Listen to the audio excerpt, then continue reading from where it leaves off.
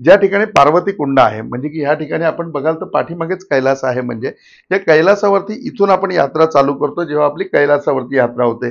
आणि या इथे पार्वती कुंड आहे. या पार्वती कुंडापर्यंत आपण यात्रा करतो आणि यात्रा करत असताना 27 किलोमीटरचं अंतर आहे. या 27 किलोमीटरची यात्रा आहे. 3 दिवसाची यात्रा आहे. तुम्ही घोड्याने पण करू शकता किंवा चालत पण करू शकता. पहिली यात्रा आहे ती 9 किलोमीटरची आहे पहिल्या दिवशीची. दुसऱ्या दिवशीची 22 किलोमीटर आपण करतो आणि तिसऱ्या दिवशीची यात्रा ती 5 किलोमीटर करून पुन्हा आपण पाठीमागे येतो. अशा प्रकारे यात्रेचं स्वरूप आहे. इथे आपण ज्या वेळेला पोहोचतो त्यावेळेला इथे पार्वती कुंड आहे. आपल्याला सगळ्यांना माहिती आहे की पार्वती कुंड म्हणजे ज्या ठिकाणी पार्वती स्नान करायची ती जागा. आणि त्या जागेवरती सुद्धा आपण जाणार आहोत. तिथलं पाणी जे आहे, तिथलं जल आहे पार्वती कुंडाचं, इतकी सुंदर चव आहे की खरंच हयातीमध्ये आतापर्यंत कधीही इतक्या सुंदर चवीचं पाणी तुम्ही प्यायलेलं नसेल. ग्राईप वॉटरपेक्षा सुद्धा चांगली चव त्या पाण्याची आहे. आपल्याला त्या ठिकाणी सुद्धा जायचं आहे आणि तिथलं सुद्धा पाणी आपल्याला प्यायचं आहे. म्हणजे तोही अनुभव आपल्याला घ्यायचा आहे. तेही तीर्थ आपल्याला सगळ्यांना आणायचं आहे. आपल्याला गणेश कुंडावरती जायचं आहे. तुम्हाला माहिती आहे की आपण कैलास पर्वतावरती चाललो आहे. आपल्याला मोठं आमंत्रण मिळालेलं आहे की ज्या ठिकाणी शिव तिथे आहेत, देवांचे देव महादेव त्या ठिकाणी आहेत, त्या ठिकाणी पार्वती आईसाहेब आहेत, त्या ठिकाणी म्हणजे की गणपती बाप्पा आहेत आणि कार्तिक स्वामी सुद्धा त्या ठिकाणी वास करून आहेत. अशा चौघांनी पतित पावन झालेल्या कैलास पर्वतावरती त्याची परिक्रमा करण्याकरता आपण चाललेलो आहोत.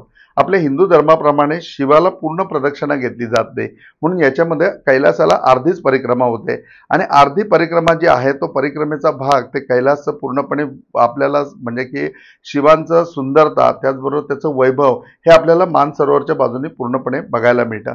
म्हणजे खऱ्या अर्थाने दृष्टिक्षेपामध्ये कैलासाची पूर्ण यात्रा होते, पण जी यात्रा किंवा प्रदक्षिणा आहे ती अगदी पूर्णपणे जसं शिवाचं विधान आहे त्याप्रमाणे गौरी कुंडापर्यंत आपली अर्धी यात्रा पूर्ण होते आणि पूर्ण कैलासाचं पावित्र्य, पूर्ण कैलासाचं महत्त्व, पूर्ण कैलासाचं पुण्य आपल्याला सगळ्यांना लाभतं.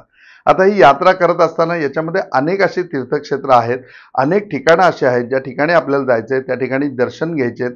प्रत्येक ठिकाणी आपल्याला निसर्गाचा छान छान अनुभव घ्यायचा आहे. प्रत्येक ठिकाणी जे जे धार्मिक विधी आहेत ते सगळे आपल्याला संपन्न करायचे आहेत. आपल्याला आयुष्यामध्ये पडलेले प्रश्न की शिवाला भस्म का प्रिय आहे, त्याचं उत्तर आपल्याला मानसरोवरमध्ये मिळणार आहे. आपल्याला आहे की शिवाच्या उपासनेमध्ये किंवा शिवसाधनेमध्ये त्रिपुंडच का लावलं जातं, त्याचंही महत्त्व आपल्याला पूर्णपणे प्राप्त होणार आहे.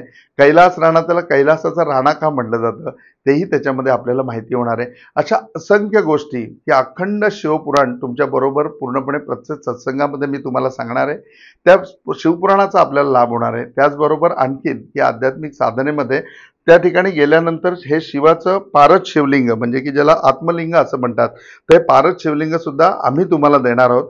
पूर्ण एक पूजेचं किटच तुम्हाला मिळेल की प्रत्येक ठिकाणी गेल्यानंतर तुम्हाला पूजा करायला हे शिवाचं आत्मलिंग तुमच्या बरोबर असेल आणि हे कायमस्वरूपी तुमच्याकडे तुमच्या देवघरामध्ये राहील. आल्यानंतर हे कैलासावरती पूजन करून आणल्याचं आत्मलिंगाचं पूजन तुम्हाला तुमच्या घरी सुद्धा करता येईल. हे सुद्धा तुम्हाला आम्ही या ठिकाणी प्रोव्हाइड करणार आहोत. ज्या ज्या वेळेला आपण शिवाच्या वेगवेगळ्या मंत्रांची साधना करणार आहोत त्याला मंत्र जप करण्याकरता अस्सल रुद्राक्षाची जी माला आहे, मानसरोवर रुद्राक्षाची, ती माला 108 मण्यांची ती सुद्धा आम्ही तुम्हाला या किटमध्ये देणार आहोत. त्याचबरोबर जवळजवळ 21 बिल्वपत्र जी रजत आहेत जी आम्ही तुम्हाला देणार आहोत, म्हणजे चांदीची बिल्वपत्र देणार आहोत की एवढ्या उत्तम ठिकाणी आपण गेल्यानंतर प्रत्येक ठिकाणी पूजेला आपल्याला हे चांदीचं बिल्वपत्र अर्पण करता येईल. असं आहे की कैलास मानसरोवर यात्रा करत असताना गाय वासरू पूजनाचं खूप महत्त्व आहे. तर याच्यामध्ये गाय वासरू सुद्धा आम्ही तुम्हाला देणार आहोत की जेणेकरून डेली आपल्याला त्याची पूजा करता येईल. त्याचबरोबर शाळीग्राम ज्याला आपण म्हणतो की ज्याच्यामध्ये आपण शिवस्वरूप मानतो, तो शिवस्वरूप शाळीग्राम सुद्धा आपण पूर्णपणे याच्यामध्ये देणार आहे की त्याच्या सुद्धा पूजनाचा आपल्याला लाभ होणार आहे. याच्यामध्ये डेली आपण पूर्णपणे शिवाची आरती करणार आहोत, शिवाची आराधना करणार आहोत. रोजचा आपला रुद्र त्या ठिकाणी होणार आहे. आपण डेली रुद्राभिषेक करणार आहोत. त्याचबरोबर शिवमहिम्न स्तोत्र किंवा शिवांचे असे अनेक स्तोत्र ती तुम्हाला सांगणार आहे. शिवपुराणाच्या 7 संहितेवरती आपण बोलणार आहोत. शिवाबद्दलचा अगदी प्रत्येक छोट्या ना छोट्या भागाचा सत्संग सुद्धा किंवा तुमच्या मनातलं प्रत्येक प्रश्नाचं उत्तर सुद्धा शिवाच्या बाबतीतलं त्यामध्ये आपल्याला प्राप्त होणार आहे. म्हणजे आपण पूर्णपणे शिवस्वरूप शिवमय प्राप्त होणार आहोत. महादेवांचं रूप आपल्याला प्राप्त होईल आणि ज्यावेळेला महादेवांचं रूप आपल्याला प्राप्त होईल, त्यांचे कृपा आशीर्वाद ज्यावेळेला आपल्याला प्राप्त होतील त्यावेळेला आपल्या आयुष्यामध्ये आपण पूर्णपणे यशस्वी होऊ.